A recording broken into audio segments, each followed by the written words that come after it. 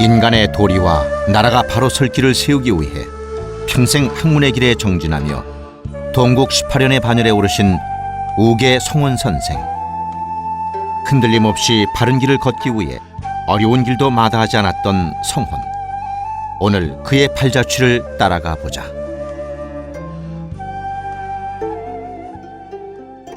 (1535년) 중종 30년 우계는 당대의 성리학자인 청송 성수침의 아들로 태어났다. 아버지인 성수침은 스승 조광조가 기묘사화로 화를 당하자 미련 없이 낙향하여 초야의 삶을 살아간 지조 있는 선비였다.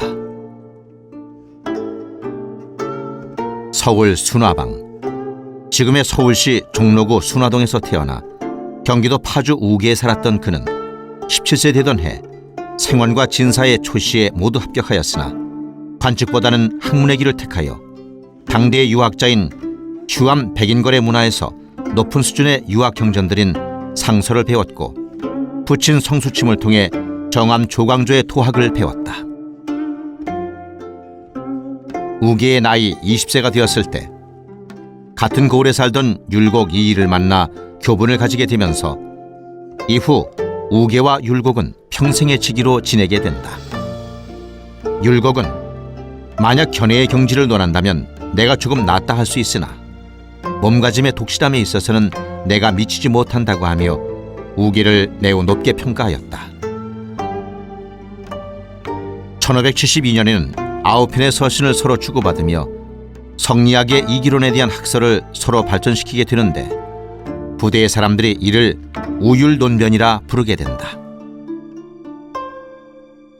우계는 1583년 3사의 탄핵을 받은 율곡 선생을 위해 상소를 올리기도 하였고 어려움에 처한 율곡의 처지를 안타까워하며 이런 시조를 남겼다.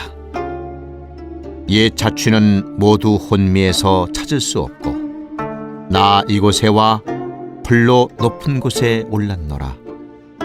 외로운 연기 솟고 해저무는 이 터에 와 누가 당년에 율곡의 세상 구하려 했던 마음을 알리요. 율곡 선생이 죽은 후에는 누구보다 슬퍼하며 만율곡을 지어 대도가 깜깜해지고 생민이 의탁할 곳을 잃었다라 하며 율곡의 죽음을 아쉬워했다. 이처럼 우계와 율곡은 서로에 대해 누구보다도 높게 평가하며 평생을 우애가 두터운 친구이자 학문적 정치적인 동반자로서 살아가게 된다. 우계에 있어 또 한 명의 학문적인 영향을 준 인물은 퇴계 이황 선생이다. 우계의 나이 35되는 해 평소 이황의 품성과 학문적 깊이를 존경해오던 우계는 서울에 올라온 이황 선생을 만나 향후 그의 성리학 연구에 큰 영향을 받게 된다. 퇴계 선생의 정치적 방향이 다름에도 불구하고 그는 이황을 또 한 명의 정신적 스승으로 삼았다. 이후 우계는 퇴계 이황의 이기호발설과 율곡 이이의 기발이승 일도서를 절충한 이기일발설을 창안하여 하나의 성리학 계보를 만들게 된다. 우계는 정치적으로 강한 영향력을 가졌던 이이와 다르게 관직에 연연하지 않는 삶을 살았다. 공조 좌랑, 사헌부 지평, 예빈 시판관, 장학원 첨정 등 이이의 추천으로 숱하게 관직에 임명되었으나 나아가지 않았고 1589년에 이르러서야 비로소 이조 판서로 복귀하여 의정부 우참찬 비국 당상 등을 거쳤으나 이도 잠시였을 뿐 관직을 마다하고 다시 학문의 길에 정진한다. 그는 학자로서의 명망도 높았지만 개혁적이고 현실적인 정치가로서의 감각도 남달랐다. 임진왜란 때에는 조세, 국방민생 등에 대해 편의 시무를 올려 임금에게 비상대책을 지시하였고 개혁적인 정치를 주도하는 기관으로 협회도감의 설치를 주장하기도 했다. 우계는 언제나 자신의 소신대로 바르게 살고자 하여 옳지 않다 생각될 때는 자리에 연연하지 않고 직언을 하는 강직한 선비의 모습을 보여줌으로써 서인의 정신적인 지도자로 추앙을 받게 된다.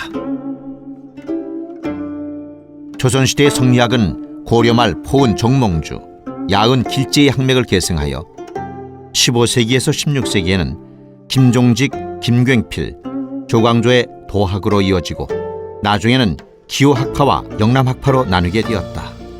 우계는 율곡학파와 함께 기호학파의 한 축인 우계학파로 하나의 학문적 축을 만들어내었다.